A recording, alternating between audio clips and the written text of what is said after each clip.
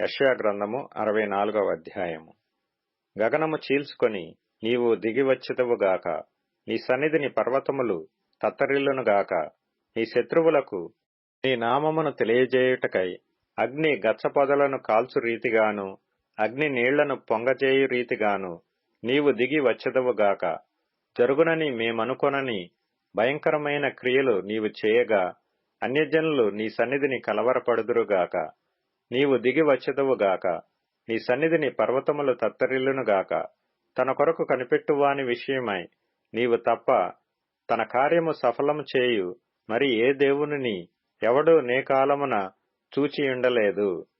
అట్టి దేవుడు కలడన్న సమాచారము మనుష్యులకు వినబడలేదు.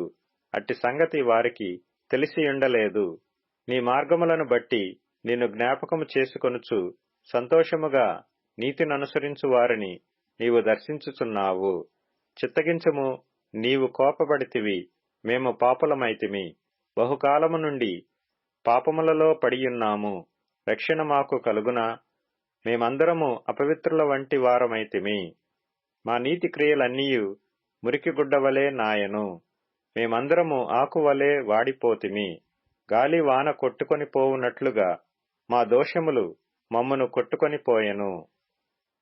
నీ నామమును బట్టి మొర్రపెట్టువాడొకడునూ లేకపోయెను. నిన్ను ఆధారము చేసుకొనుటకై తన్ను తాను ప్రోత్సాహపరచుకొనువాడొకడునూ లేడు. నీవు మాకు ముఖము చాటు చేసుకొంటివి.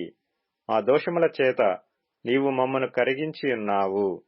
యెహోవా, నీవే మాకు తండ్రివి, మేము జిగటమన్ను, నీవు మాకు కుమ్మరివాడవు. మేమందరము నీ చేతి పనియైయున్నాము. యెహోవా, అత్యధికముగా కోపపడకుము. మేము చేసిన దోషమును నిత్యము జ్ఞాపకము చేసుకొనకుము. చిత్తగించుము, చూడుము, దయచేయుము. మేమందరము నీ ప్రజలమే గదా. నీ పరిశుద్ధ పట్టణములు బీటి భూములాయెను. సీయోను బీడాయెను, యెరూషలేము పాడాయెను. మా పితరులు నిన్ను కీర్తించుచుండిన మా పరిశుద్ధ మందిరము, మా శృంగారమైన మందిరము అగ్నిపాలాయెను. మాకు మనోహరములైనవన్నీయు నాశనమైపోయెను.